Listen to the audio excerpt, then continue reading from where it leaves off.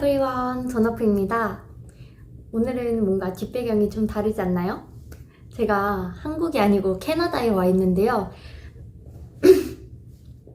캐나다 워홀을 오게 됐어요. 그래서 원래 워홀을 준비하는 과정부터 같이 찍어보려고 했는데 아무래도 오기 직전에 너무 일들이 많고 사실 짐도 한 3시간 만에 싸가지고 왔기 때문에 준비 과정은 찍지를 못했습니다. 캐나다에 와서 여러분들이랑 이제 준비하는 과정을 하나씩 설명드리려고 해요. 오늘은 우선 제가 캐나다를 선택한 이유는 보통 워홀 많이 가는 국가가 캐나다랑 영국이랑 호주 이렇게 3개를 제일 많이 갈 거예요. 근데 가는 목적에 따라서 조금 다르긴 할 텐데 호주는 아무래도 돈을 좀 많이 벌고 싶은 분들, 그리고 호주 나라 특성상 조금 자연적인 이런 게 있잖아요. 그래서 그런 걸 좋아하시는 분들이 많이들 가시는 것 같고, 영국은 지리적 위치 때문에 주변에 이제 유럽 국가들을 여행할 수 있다는 장점이 있어요. 그래서 그걸로 가는 분들이 많고, 또 영국 악센트 좋아하시는 분들은 영국을 많이 선택하는 것 같아요. 저는 캐나다를 선택한 이유는 한 7년 전? 되게 오래 전쯤에 밴쿠버랑 캘거리, 밴프 이렇게 여행을 갔다 온 적이 있어요. 근데 그때 여행을 하면서 되게 저한테는 충격적이었던 게, 일단 첫 번째가 거기 사람들이 저를 아무도 관광객으로 생각하지 않는 거예요. 근데 저는 누가 봐도 좀 동양인 외모에 영어도 잘하는 게 아니었고, 그래서 왜 그렇게 생각하는지 너무 궁금해서 한 번은 이제 서브웨이였을 거예요. 직원한테 물어봤어요. 아니, 나는 얼굴도 동양인이고 영어를 잘하는 것도 아닌데 너는 왜 나를 여기 사는 사람으로 생각해? 이랬더니 그 친구가 한 답변이 진짜 저한테 너무 충격적이었는데, 아, 여기는 다인종 국가야. 그래서 나는 너가 여기 사는 사람인지 여행객인지 내가 어떻게 알아? 이러는 거예요. 근데 제가 캐나다를 가기 직전에 미국을 갔었거든요. 근데 미국도 똑같은데, 미국은 뭔가 그냥 여기서 아무리 오래 살아도 미국은 뭔가 난 미국, 너네는 외국, 이런 느낌을 좀 많이 받았거든요. 근데 물론 저만 그런 걸 수 있지만 아무래도 저는 거기에 오래 살아도 그 나라의 소속감을 얻지 못할 것 같다라는 생각이 들었어요. 근데 여기는 되게 받아들이는 방식이 좀 다르다라는 느낌을 일단 받았고, 그리고 두 번째가, 저는 물론 여행객이어서 모든 바라보는 시선이 다 평화롭고 따스했겠지만 거기에 한 번은 딱 앉아서 그 해변가 쪽을 바라보고 있는데 목에 이렇게 사원증 거신 분들이 되게 뭐라 해야 되지? 행복한 미소를 띠면서 카페에서 이렇게 일을 하고 있는 거예요. 미팅을 하시는 분들도 있었고 랩탑 켜고 이렇게 막 작업을 하시는 분들도 있었는데 하나같이 다들 표정이 너무 밝은 거예요. 그리고 되게 다들 이렇게 일에 찌들어 있지 않은 그런 느낌을 많이 받았어요.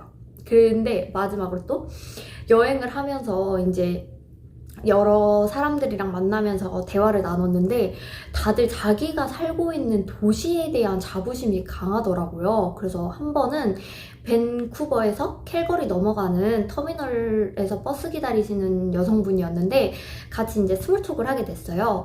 막 얘기하고 있는데 나는 캘거리 산다. 너 캘거리 아니야? 그러면서 막 캘거리는 이게 좋고 이게 뭐하고 막 이런 도시야. 그러면서 너 캘거리 한번 와봐 막 이러는 거예요. 근데 저희는 뭐 나라에 대한 자부심이 있을 수 있지만 자기가 사는 지역에까지 도시를 막 그렇게 사랑하진 않잖아요. 근데 거기는 그 캘거리 여성뿐만이 아니라 다른 분들도, 빅토리아에 사시는 분들도 그랬고 또 다른 지역에 사시는 분들도 되게 다들 자기가 살고 있는 도시를 되게 많이 사랑하더라고요. 그래서 그냥 이 나라에 한 번은 살아보고 싶다라는 생각이 좀 강했어요. 그래서 캐나다 워홀을 생각을 하게 됐는데 그 후로 이렇게 개인적인 일도 있었고 뭐 코로나도 터지게 되면서 자연스럽게 이렇게 무마가 됐어요.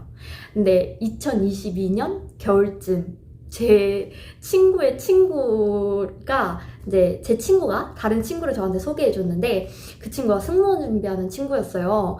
근데 그 친구가 자기 올해까지 승무원 준비하다가 안 되면 캐나다 갈 거라는 거예요. 그래서 그 얘기 듣는데 맞아, 나도 캐나다 워홀 생각했는데 이 생각이 딱 들었어요. 그러면서 언니도 워홀 가요 막 이래요. 그래가지고 캐나다 워홀을 다시 한번 검색해서 찾고 있는데 너무 재밌는 거예요. 그걸 막 찾아보는 게. 그래서 고민을 하다가 캐나다, 이따가 설명드리겠지만 캐나다는 추첨제예요. 그래서 운명에 조금 맡겨야 되는 게 있는데 뭔가 일단은 넣어보고 이 비자가 나오면 가라는 운명이고 안 나오면 가지 말라는 운명일 거다 하고 넣었는데 비자를 12일 만에 받게 됐고요. 그 친구는 막바지에 승무원이 돼서 캐나다 이제 돈 넣었던 거 다 결국에는 이렇게 취소하고 어학원 막 이런 거 등록했던 거 다 취소하고 그 친구는 지금 승무원 하고 있어요. 이렇게 두 명의 운명이 바뀐 일이 있었습니다. 아무튼 저는 이러한 이유로 캐나다를 와 있고요. 그 중에서 이제 도시를 선택함에 있어서도 고민이 좀 많으실 거예요. 가장 크게 이제 밴쿠버랑 토론토를 고민 많이들 하실 텐데 일단 저 같은 경우에는 사실 제일 우선이었던 거는 퀘벡, 몬트리올 쪽이었어요. 뭔가 유럽을 되게 좋아하는데 영국을 선택 안 한 이유는 영국 악센트를 제가 좋아하는 편도 아니고 잘 못 알아들어요. 그래서 거기서는 쉽지 않겠다라는 생각이 들어서 영국은 배제했었고요. 그리고 영국 워홀은 점수도 필요해요. 그래서 그것 때문에도 이제 캐나다를 선택한 것도 있었는데 몬트리올은 불어를 필수로 해야 된대요. 그래서 저는 불어를 봉주르 이것밖에 못하기 때문에 빠르게 포기하고 제일 근처에 있는 토론토를 선택을 하게 됐어요. 근데 토론토랑 밴쿠버 중에는 밴쿠버는 일단 한번 가봤고 제 친구도 밴쿠버에 지금 살고 있기 때문에 밴쿠버를 갈까라는 생각도 했지만 토론토가 조금 더 도시적이고 토론토가 가장 큰 도시라고 해서 뉴욕도 가까이 있고 몬트리올도 가까이 있고 이래서 뭔가 더 끌리는 거예요. 그래서 저는 토론토를 선택했는데 아무래도 좀 도심 좋아하시는 분들은 토론토가 맞을 것 같고요. 살짝 자연적이면서 밴쿠버도 되게 도시적이거든요. 그런 거 좋아하고 한국인들 커뮤니케이션이 좀 잘 되어 있으면 좋겠다 하시는 분들은 밴쿠버를 좀 더 추천드려요.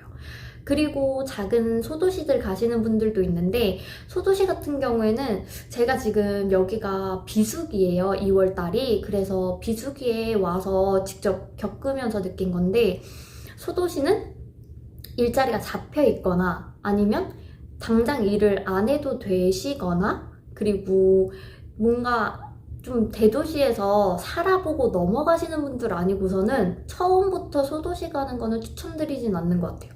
왜냐면 그 나라에 살면서 뭐 필요한 부분이라든지 아니면 어디서 뭘 사야 되는지 뭐 하물며 교통카드라든지 이런 이동수단이라든지 이런 부분들을 소도시일수록 얻을 수 있는 정보들이 진짜 없어요. 그래가지고 뭔가 대도시에서 일단 살아보고 그 다음에 넘어가시는 게 훨씬 좋지 않을까 싶기는 해요. 이렇게까지 일단 캐나다의 워홀 기본적인 걸 설명드렸고요. 이제 워홀에 대해서 먼저 말씀을 해드리면 캐나다는 추첨제라고 했잖아요. 그래서 신청을 하면 그 중에서 랜덤으로 추첨으로 뽑혀요. 그래서 인비테이션이라고 하는 초대장을 받아야 캐나다를 갈 수가 있는 건데 이 초대장은 매주 뽑는 것 같고요. 근데 이게 매주 뽑는다고 해서 인원이 정해져 있지는 않아요. 그래서 뭐 어떤 주엔 조금 많이 뽑을 수도 있고 어떤 주엔 조금 적게 뽑을 수도 있고 이런 게 있는데 넣어서 뭐 진짜 저처럼 저는 12일 만에 받았어요. 그래서 저처럼 되게 짧게 받으신 분들도 있고 한 6개월, 8개월 이렇게 기다려서 받으신 분들도 계시고 끝까지 받지 못해서 한 2년, 3년 도전 중이신 분들도 계셨어요. 그래서 정말 운에 맡겨야 되는 거기 때문에 고민되시는 분들은 저처럼 일단은 던져놓고 운명의 수레바퀴를 굴려보세요. 그리고 제일 좋은 게 올해부터 되게 많이 바뀌었어요. 그래가지고 원래는 4,000명인데 12,000명까지 뽑는다고 하고요. 제가 캐나다 워홀을 고민했던 이유 중에 하나가 만 30세까지만 가능했거든요. 근데 이제는 만 35세까지도 가능해요. 그래서 늦었다 하시는 분들 지금이라도 늦지 않았어요. 무엇보다 제일 좋은 거는 원래 워홀이 평생 동안 딱 한 번 1년이었어요. 근데 이제는 최 2년 비자가 나오고요. 2번까지도 할 수 있어요. 그래서 예전에 오셨던 분들은 또 하셔도 되고 연속적으로 도전해 보셔도 괜찮을 것 같아요. 그러면 최대 4년까지 거주할 수 있는 거니까. 그러면은 따로 LMIA 비자라고 해서 영주권 신청하실 때 필요한 그 비자를 안 해도 된다고 하더라고요. 그래서 요 워홀 비자로도 충분히 영주권 준비하실 수 있으니까 이번 기회에 꼭 해보시는 것도 좋을 것 같아요. 일단 과정을 좀 말씀드리면, 일단 워홀 신청을 하셔야 돼요. 신청하는 거는 한 5분도 안 걸렸던 것 같아요. 제가 이따가 알려드릴 그 카페 통해서 방법 배우시면 되게 빠르게 신청하실 수 있고요. 한 5분 이내로 신청하고 나면 이제 그때부터는 기다림의 연속이에요. 인비를 받아야 되는데, 인비를 받고 그 다음 인비를 수락을 누르기 전에 신검을 받으셔야 돼요. 일단 순서 말씀드리면 인비 받고 인비 수락 누르고 신검 받고 서류 및 결제를 하신 다음에 바이오레터 하시고 바이오레터 등록하고 신검 통과가 되면 최종 비자가 발급됩니다. 근데 여기서 이제 과정 속에서 중요한 부분들 말씀드리면은, 인비 수락을 아까 누르지 말라고 했는데 그게 인비를 받고 나면은 어느 기간 안에 수락을 누르셔야 돼요. 그래야지 이제 다음 단계로 넘어가실 수가 있는데, 수락을 누르지 않으면 그대로 끝나요. 날아가 버려요. 근데 여기서 중요한 게 신체 검사를 받아야 된다고 했잖아요. 이 신체 검사가 정해진 병원에서 받아야 되는데 이게 또 예약이 빡세요. 그래서 인비를 받으시는 분들은 바로 신체 검사 예약할 수 있는 병원 찾아서 예약을 하셔야 되고요. 중요한 게 병원마다 비용이 상이에요. 그래서 각자 본인이 살고 있는 지역에 있는 병원들을 보시고 그 병원에서 제일 저렴한 데 하셔도 돼요. 사실 이 신체 검사는 진짜 별거 안 하는데 가격은 20만 원 넘거든요. 그래서 여기서 비용을 조금이라도 아끼려면 좀 저렴한 데 가셔서 하시면 좋고, 미리 예약을 꼭 해두시면 좋을 것 같아요. 그리고 저는 모든 과정을 최대한 늦게 받았어요. 왜냐면 저는 2023년 워홀로 온 건데 저는 2024년에 가고 싶어서, 이게 최종 수락을 받으면 그 날짜로부터 1년 안에만 캐나다에 입국하면 돼요. 그래서 저는 최대한 늦게 받고 싶어서 신청은 1월 2일 날 했고요. 최종은 5월 4일 날 받았어요. 이게 모든 과정을 최대한 늦게 했을 때의 기준으로 보시면 돼요. 제일 늦게 하면 한 4개월 정도 걸린다고 보시면 되고요. 빨리 하실 경우에는 한 달 반 정도면은 하시는 분들 계신 것 같더라고요. 그래서 이렇게 하시면 되고, 마지막 중요한 게 저처럼 늦게 오실 분들은 메디컬 기간이 따로 있어요. 저는 이게 메디컬 기간이 있는 줄 알았으면은 신체 검사도 늦게 받았을 거예요.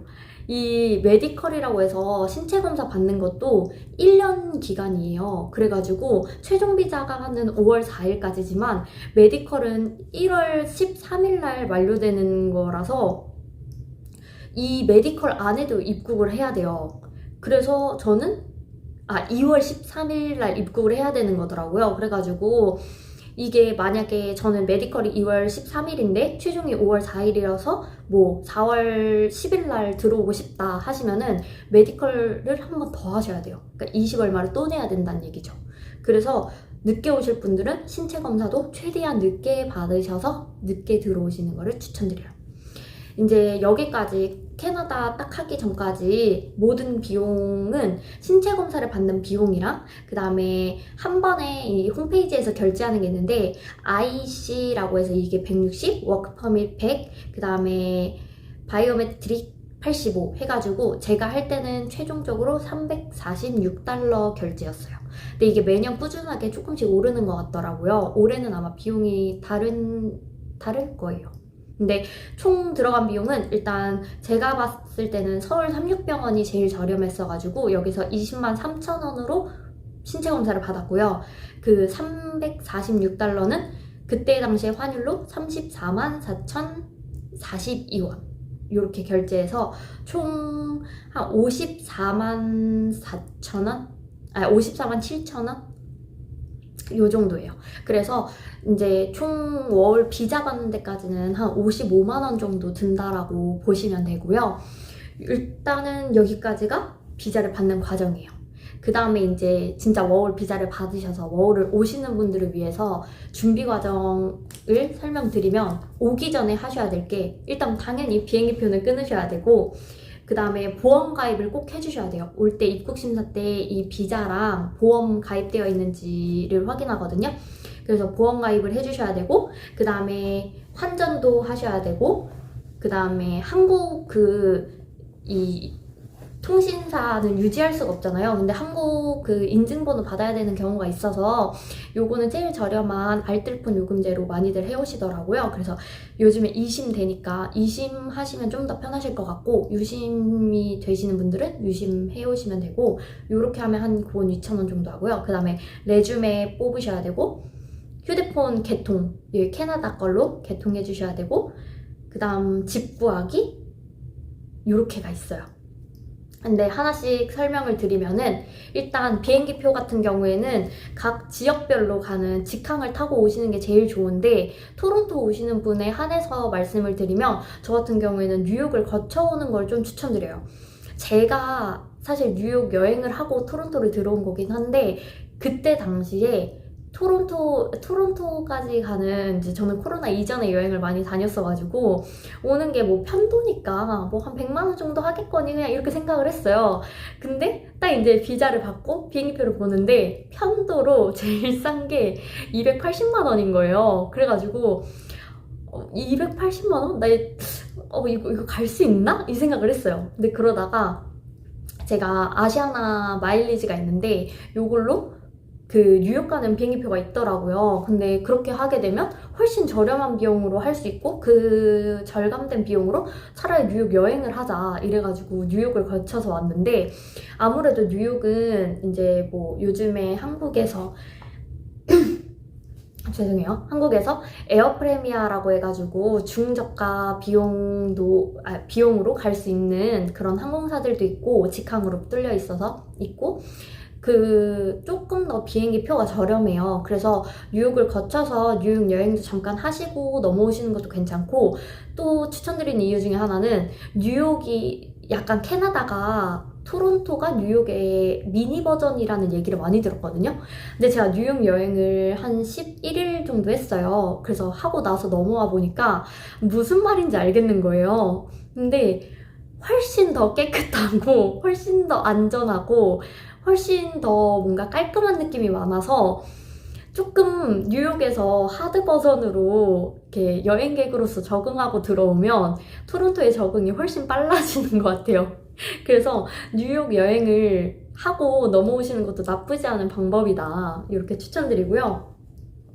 그 다음에 보험 가입 같은 경우에는 저는 이제 외국 나왔을 때는 병원을 안 가요. 왜냐면은 일단 내 증상을 한국말로도 설명하기 어려운데 영어로 설명하자니 말을 혹시 오역해가지고 잘못하면 어떻게 하나 이런 생각도 좀 들고 무섭기도 하고, 이래서 외국에선 병원을 안 가는 주의여가지고 제일 저렴한 걸 하고 왔는데, 제일 저렴한 거 하고 싶은 분들은 마이뱅크 보험이 제일 저렴한 것 같고요. 여기서 알뜰 가입으로 저는 가입을 하고 왔어요. 근데 이 준비하시는 분들이 제일 많이 활용하시는 사이트가 두 군데 있거든요.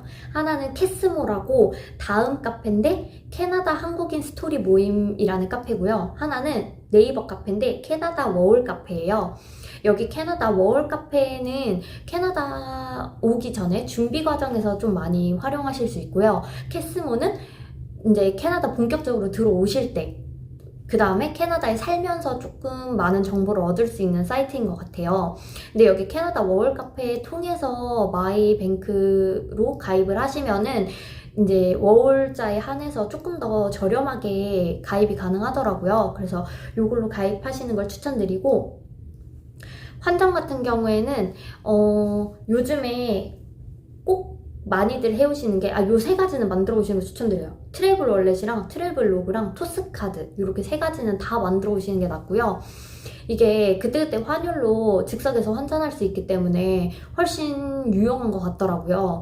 그리고 작년부터 여기가 바뀌어가지고 교통카드 대신 이제 원래 프레스토라고 해가지고 교통카드를 사용하셔야 되는데, 이 카드로도 교통카드처럼 사용할 수가 있어요. 한국에서 이제 신용카드, 교통카드 대신으로 사용하듯이 여기서도 가능하기 때문에 요거 만들어 오시는 게 훨씬 좋고요. 환전은 여기 통해서 일부 해오시고 현금으로도 조금은 해오시는 게 좋아요. 현금이 간간히 필요한 경우가 있더라고요. 그래서 현금도 한 50에서 100 정도 해오시면 괜찮을 것 같아요.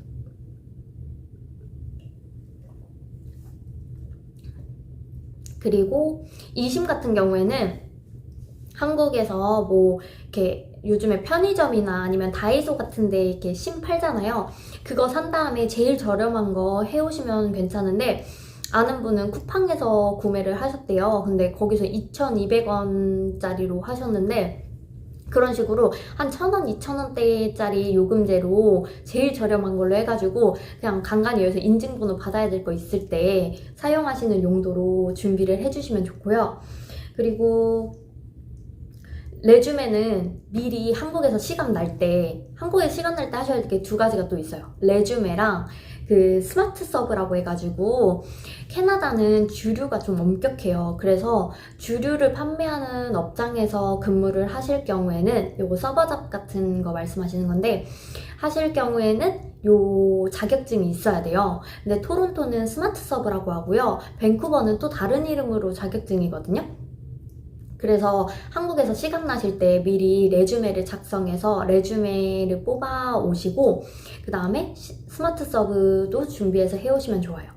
일단 레주메 먼저 설명드리면은, 레주메 인터넷에 검색했을 때 한국이랑 양식이 되게 다르거든요. 그래서 여기는 막 사진 넣고 한국처럼 되게 딱딱하게 줄로 이렇게 나열해서 하는 게 아니고 되게 형식이 자유롭게 되어 있어요. 그래서 본인이 원하시는 거 외국인들 레주메 보고서 그대로 따와서 만들어주시면 되고, 여기서는 일단 넣어주시면 좋은 게, 저 같은 경우에 레주메 만들어도 뽑아왔거든요. 근데 그 안에 들어가면 좋은 게 일단 비자랑, 원래 비자는 빼는 게 더 낫다고는 하는데 다들 물어보세요. 무슨 비자고? 너 여기서 워크퍼밋이야? 너 여기서 일할 수 있어? 이런 식으로 많이 물어보기 때문에, 그 워크퍼밋, 저는 처음에는 워킹홀리데이 비자라고 적었는데 여기서 아무도 워킹홀리데이 비자를 모르더라고요. 그냥 워크퍼밋이야? 이렇게 물어봐서 맞다고 하거든요.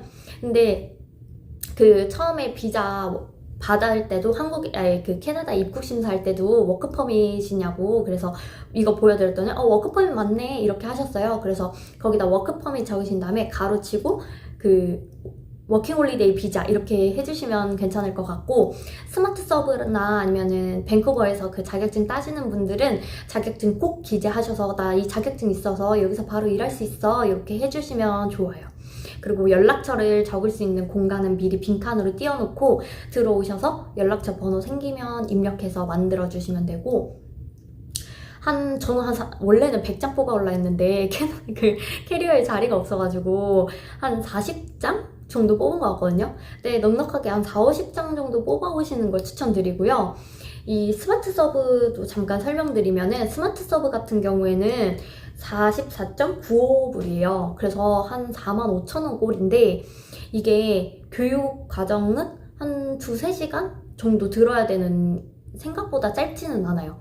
그래서 이걸 다 듣고 나면 시험을 봐야 되는데, 시험은 총 2번 볼 수 있고요. 이 시험에서 중요한 게, 일단 첫 번째가 마지막에 이렇게 최종 테스트라고 되어 있는 게 있고, 그 위에 칸이 저는 연습 문제 푸는 그런 건 줄 알았어요. 근데 알고 보니까 이렇게 딱 시험 시작하면 본인의 얼굴 등록하고 여권 사진 이렇게 보여주세요 하는 그게 나오거든요. 그거 다음이 바로 그냥 시험이에요. 그래서 그게 첫 번째 시험이니까 꼭 그 시험도 집중해서 잘 보셔야 되고, 그 시험에서 떨어지면 한 번 더 기회가 주어지는데, 두 번째도 떨어지면 또다시 45,000원 결제하셔야 돼요. 그래서 꼭 집중해서 한 번에 붙으실 수 있기를 열심히 하시길 바라고요. 두 번째가, 그 시험이 한국처럼 이렇게 뭔가 질문에 답 하나만 딱 고르는 게 아니고 다지선다형도 있어요. 그래가지고 뭔가 이게 약간 애매모호한데 하는 정답들이 있어서 은근히 어렵거든요. 쉬운 듯 어렵고 어려운 듯 쉬운데, 거기 문제에서 제가 드리는 팁은, 클릭했을 때 2개가 클릭된다 하면 답이 2개 이상일 수 있어요. 그래서 하나만 클릭되는 경우에는 그 정답 하나인 거고, 2개 이상 클릭된다 하면 다른 답은 없는지 다시 한번 꼼꼼하게 체크하셔서 문제를 푸시는 걸 추천드리고요. 절대 그 편협한 고정관념으로 바라보지 마셔야 돼요. 이게 전부 다 정답일 수도 있거든요. 그래서 이 문제를 보시면서 정말 이렇게 말도 이제는 한국어로 시험 볼 수 있게 되어 있는데, 말도 되게 이게 애매해요. 그래서 은근히 어려우니까 저 첫 번째는 시험인지 모르고 봤다가 이렇게 잘못 눌러가지고 한 60몇 점 맞고 두 번째 시험에 92점인가 받아서 합격을 했거든요. 그래서 여러분 꼭 잘 보시고 첫 번째 시험부터 꼼꼼하게 보시고 시험 보시는 걸 추천드리고요. 맨 마지막에 이렇게 제가 어떤 문제를 틀렸는지 문제에 대한 질문이라고 해야 되나? 그것만 보여져요. 그거 그 사진 찍으셔서 다시 한번 그 문제의 정확한 정답이 뭔지를 찾아보고 두 번째 시험 보시는 거 추천드려요. 그거 꺼버리면 다시 안 나오거든요. 그래서 그때 그거 꼭 확인하시고 만약에 재시험 본다 하시면 재시험 준비하셔서 보시는 거 추천드릴게요. 그 다음에 일단 뭔가 완전 레주메.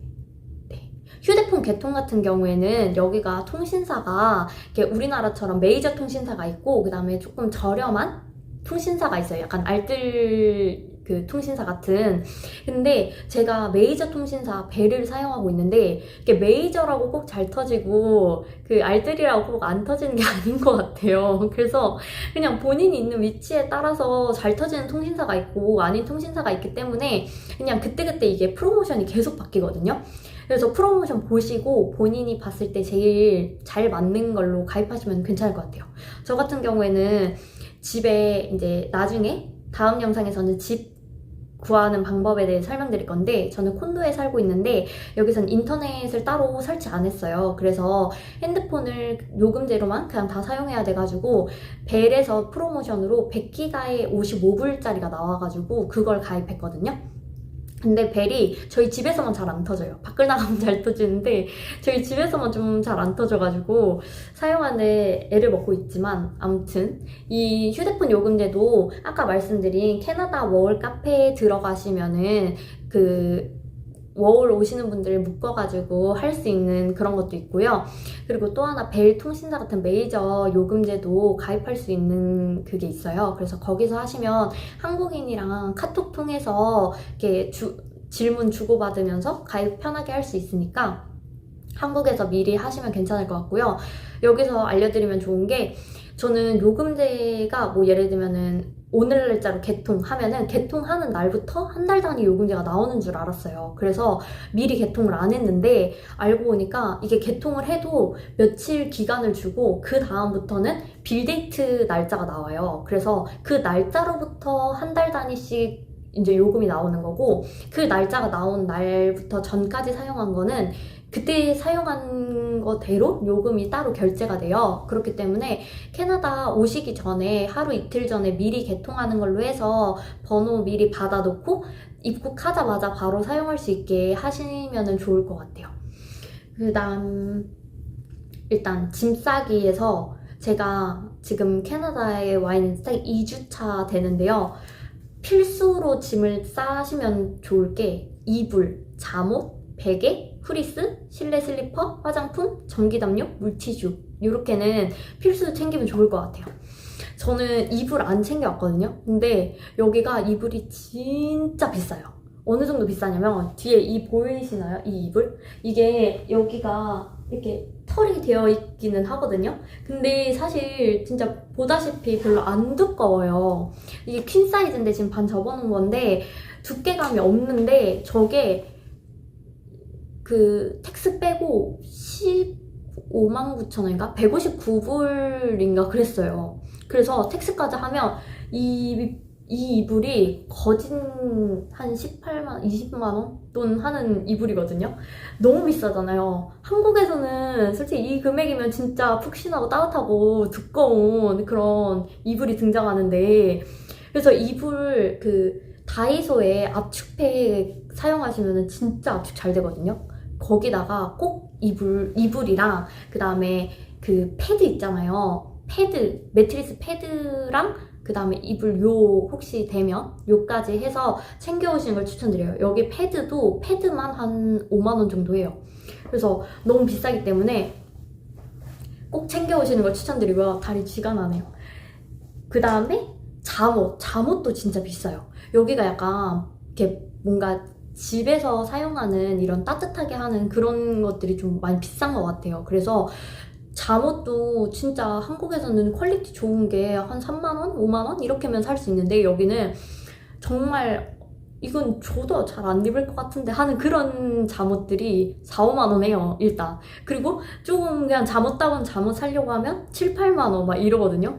그래서 잠옷도 챙겨 오시면 괜찮을 것 같고, 후리스 같은 거는 이제 여기가 아무래도 난방이 아니다 보니까 공기들이 좀 차고 바닥이 진짜 차거든요. 그래서 여기 집에서 편안하게 입을 수 있는, 이렇게 좀 껴입을 수 있는 그런 후리스 같은 거 챙겨 오시면 좋을 것 같고요.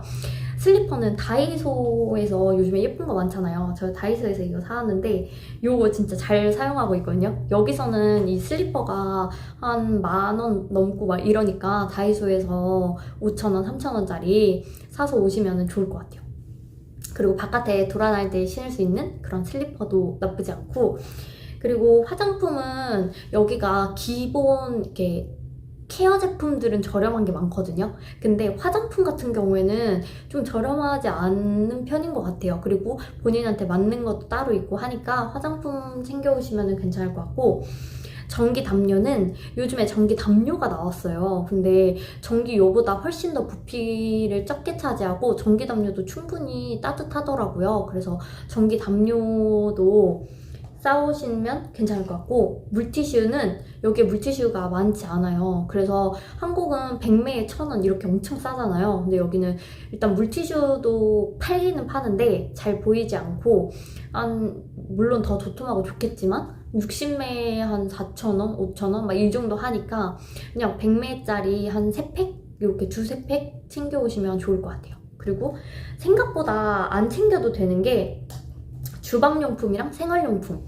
여기 달러라마라고 해가지고 우리나라 약간 천냥 코너 같은 그런 샵이 있는데 거기가 되게 저렴하게 잘 팔아요. 그래서 뭐 후라이팬, 냄비, 뒤집개 뭐 이런 거 다 진짜 싸게 잘 팔거든요.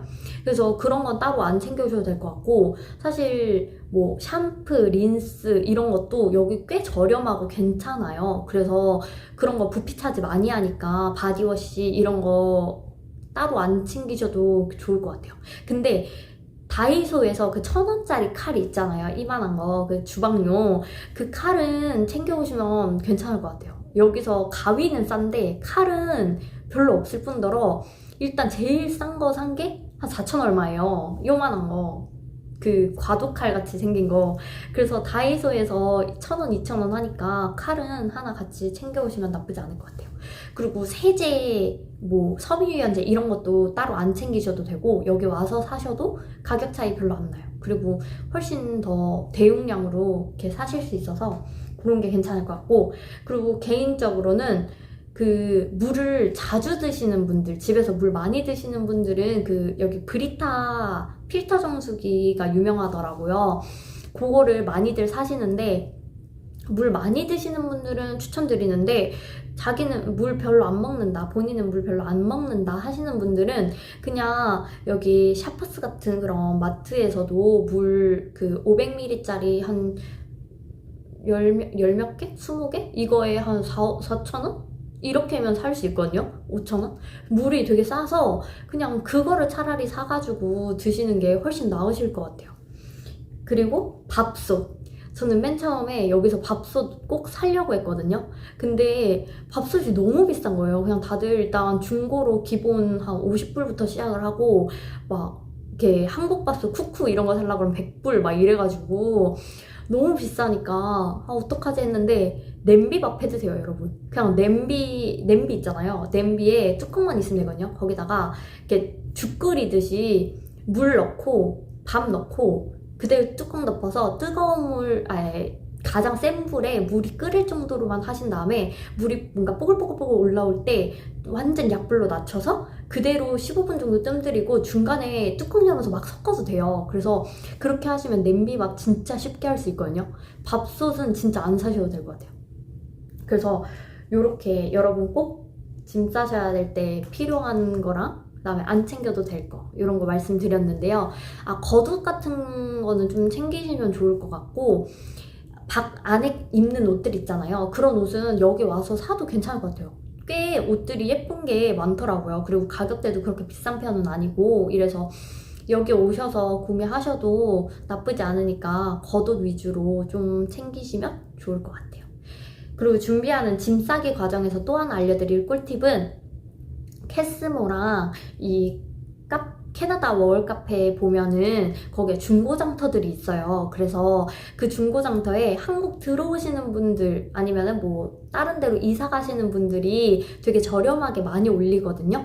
그래서 뭐 예를 들면 진짜 별거 아닌 드라이기, 뭐 헤어 제품, 뭐 물티슈 뭐 이런 거 다 올리시니까 본인이 캐나다 오기 직전이라고 하시는 분들은 거기 들어가셔서 좀 비싼 가전제품들 있잖아요. 뭐 드라이기라든지 아니면은 뭐 진짜 전기요일 수도 있고 이런 거를 보시고 좀 저렴하게 올린 게 있다 하면은 그때 중고거래로 구매하시면은 더 좋을 것 같아요.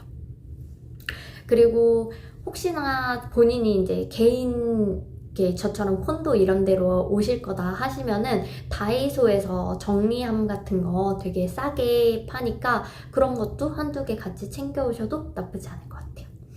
여기까지가 이제 캐나다 워홀을 오시려고 하시는 분들이 캐나다 워홀 비자를 받고 짐 싸고 하는 과정까지 설명을 다 드렸는데요. 이제 다음 영상에서는 제가 집 구하는 방법 설명드릴게요. 여러분 2024년에 캐나다 꼭 오셔서 토론토로 오셨으면 좋겠고요. 나름 와가지고 지금 이제 2주밖에 안 됐지만 즐거운 괜찮은 라이프를 즐기고 있기 때문에 이제 올해는 제가 캐나다 워홀 영상 많이 올리도록 해볼게요. 우리는 다음 영상에서 또 만나요. 안녕.